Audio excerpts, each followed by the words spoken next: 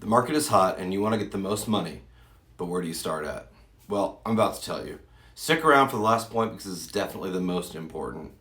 Do not forget to click that little subscribe button and ding the bell so you never miss another video. Here we go. I'm in your city tonight, and these lights make me feel so inspired. What's up, guys? It's Robertson from Brown&Robertson Real Estate, your Springfield and Branson relocation specialist. The first thing we're going to look at is mentally preparing to sell your home. It does not matter if you're looking to sell your house here in Springfield, Missouri, or out in LA. Having the right mindset will help you through the journey. Selling your home can be very emotional. If you have lived in your home for any kind of time, chances are that you've had some experiences and made some real memories in that house that can be hard to leave. Knowing you're moving and understanding the process will make this time much easier. Having a plan can help you plan for different scenarios, stay more grounded, and think more rationally as things come your way. When you think about pricing your home, we as realtors advise you that it's ultimately up to you. We cannot make you sell your house. If you research these prices in advance, you will be better able to make a choice at what price point to list your personal home. Prepare yourself for people to be in your house. This can be a real struggle. We all have prized possessions and can occasionally feel very uncomfortable having people in our house while we're not there. This is not only limited to showings, but also take into consideration inspectors, appraisers, photographers, and others. Making yourself comfortable with these circumstances in advance will give you a good peace of mind. With your mental health, please consider also your ego. We tend to believe the things that are special to us are worth more than they really are. Remember, the market ultimately dictates prices. It's nothing personal. Offers will come in, they might be low, they might be high. Just remember, it's not a reflection on you. It could be based on a recent sale in the neighborhood. It could be simply that the buyer is qualified only up to so much. It is no judgment on you or how you personally take care of your property. Likewise, if you don't have to accept responsibility for offers that are really low, you also don't get to take responsibility for when they're extra high. It's just the market. Decluttering. I always recommend my clients to try declutter their home and look at it as a buyer. What would they want to see? How would it affect them if they were to walk into the house? I once heard a real estate coach say buyers only know what they see, and if they see your stuff, they're not seeing the house. One of the best ways to accomplish this is to declutter and depersonalize. See, today we live in an age of convenience. We leave most of our favorite items handy. Remotes, books, hand lotions, snacks, not to mention your favorite personal photos and mementos. Sadly, psychology says that when a person is looking to buy a home and they see all of this out, they only can think one thing. This place has no storage. So first off, start small. Choose either a room, a closet, floor, whatever you can mentally master and work from there. A great way to get a little mental reward while doing this is to take a picture before and after each area you conquer. That way you get a little reward for yourself. When decluttering and depersonalizing, walk into each doorway of each room and think, what can I do without on the day-to-day basis while we sell this house? Whatever those things are, pack them up, move them to storage, throw them away, or donate them to a great local charity that's in need. Top 3 rooms that need decluttering are going to be your living room, your master bedroom, and the kitchen. I also think it's really fair in this category to add bathrooms too.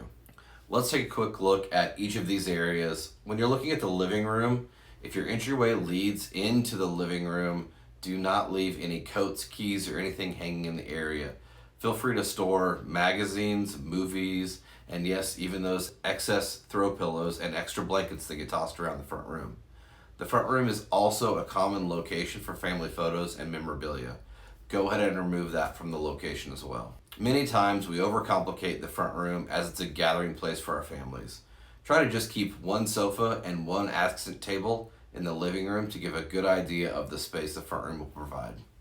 As we make our way into the kitchen, think about things like the toaster, the Keurig, the Ninja, coffee maker, and mixers. They can all go off the counters. Leave one thing out on the counter to give a reference of how much space is there for cooking. Go ahead and pack up all your unused cups, silverware, dishes, and items you don't regularly use, like grandma's old turkey roasting pan. This will give the buyers the impression that you have a ton of cabinet and drawer space. When you enter the bedrooms, think about space once again. Often we have a lot of furniture in the room. My wife and I both have nightstands, a large king-size bed, and not to mention 2 dressers. While we have plenty of space, a buyer could walk in and think, wow, there is no space in this room. Remember, we are working with the buyer's psychology here. Clear off all the tops of your dressers and nightstands. Throw away all those bills and that coffee you left out from last week. I do recommend keeping out one nightstand with one lamp on it to keep the room feeling lived in. The last room we're going to hit on, like I said before, is the bathrooms. I know you have been in another person's bathroom. It's kind of awkward.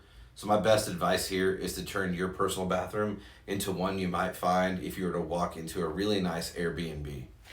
Again, remove anything personal from public view. That does include your toothbrushes, hairbrushes, and any lotions that are on the counters. Buy some light bulbs. Get out to your local hardware store and load up on some light bulbs. I'll admit that at home, I really do like the dark, comfortable feel and environment while I watch TV with my family, but that's not our objective here. When we are showing your house to a potential buyer, we want it to be lit up. Go through the house and check each room. Make sure each lighting fixture has an even color and brightness. If not, or if it's out altogether, it's time to replace it. A good LED bulb is best for selling a house. They also are the most efficient bulbs and last for years. As we show the house, every single light and lamp will be on, so it's important that we have working bulbs through the house and a few extras if one were to go out. Don't worry, as real estate agents, we don't mind changing one for you if it goes out. Additionally, I would encourage you to look at your lighting fixtures. Lighting fixtures aren't awfully expensive and can go a long way for your presentation. Take care of any needed maintenance. It does not matter if you choose to do these chores yourself or hire a handyman. You can ask your local realtor for some good recommendations. Catching up on maintenance not only will keep a buyer more interested, but also could save you some cash on the back end with requests for an inspection. Not to mention, if the home is in disrepair, it is not unlikely that a buyer would see the property as not well maintained and maybe even decline to write an offer. Some things to consider would be touching up the paint and painting a wall more of a neutral color. Grays have been extremely popular as of late, but any neutral color, such as white or eggshell, is completely acceptable. Check that all the locks in your home are working and that they all match. Look for basic plumbing features and issues like running toilets or leaking faucets. Address any cracks in walls, water stains on the ceiling, or squeaky doors. These can all become turnoffs amazingly fast. As potential buyers pull up to your home, the outside will be the first impression. And you know what they say, you only get one chance to make a great first impression. That is why it is so important to address the curb appeal of your house before getting it on the market. If you're picking up on a lot of clues, you're catching that the person who buys your house will be highly driven by their emotions. When that buyer gets out of their car, they will have an immediate positive or negative reaction. Now, I know landscaping can be awfully expensive, and I don't want you to get the impression that I expect you to spend thousands of dollars to burst your curb appeal. There are several cheap ways to do this. The first one is to power wash all the concrete and give it a great clean look. Go pick yourself up some cheap flowers and plants that are varied in colors.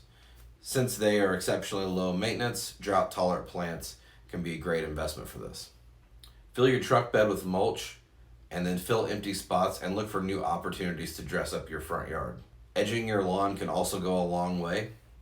Lastly, I recommend doing a quick cleaning of the gutters. And finally, hiring the right agent. Your home is a huge investment and shouldn't just be trusted to anyone.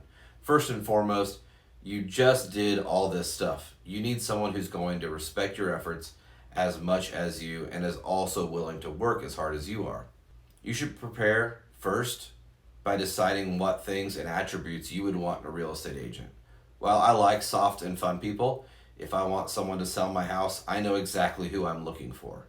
This is individual to everybody, but for me, it's someone who is energetic and aggressive. I want to see a well thought out marketing plan, and I want to know what sets them apart from every other real estate agent in my market. I additionally think a great idea is to get a good list of references from that agent and actually call them. Getting a house under contract is only half the battle. Making sure the transaction is nice and smooth is the other half. The people who have worked with them in the past will be your best indicator of the future and how it will go. If an agent can sell quickly but does not have a good reputation on managing the back end things like inspections, appraisals, and paperwork to get you to closing, it can easily make your life a lot harder. Now, you might ask, well, where do I find a good real estate agent? Don't go on Zillow. Do not post who knows a good realtor in your local Facebook groups. The top of your market, meaning look for the top producers are, it's pretty easy to see. According to the Bureau of Labor and Statistics, the top producer agents do around 16 transactions on a national average price point. You can ask a real estate agent for their year-to-date sales. I have put a list together for my clients multiple times and it doesn't take that long. I would also recommend talking with friends and family. I want to reiterate, I did not say to post this in a Facebook group. I said speak with people close to you.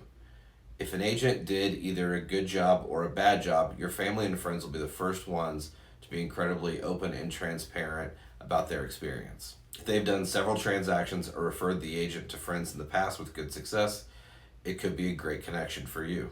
The awkwardness of meeting someone new will be gone because you already have a mutual friend that has that guaranteed trust to connect you. I have several clients that send us 5 to 10 referrals a year. They are my favorite clients to work with. I know they will be good people and they have built-in trust with me. I hope this video helped you consider something to do before getting your home on the market.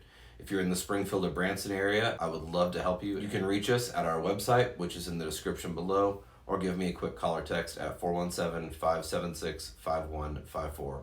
We look forward to hearing from you, and good luck getting that house sold.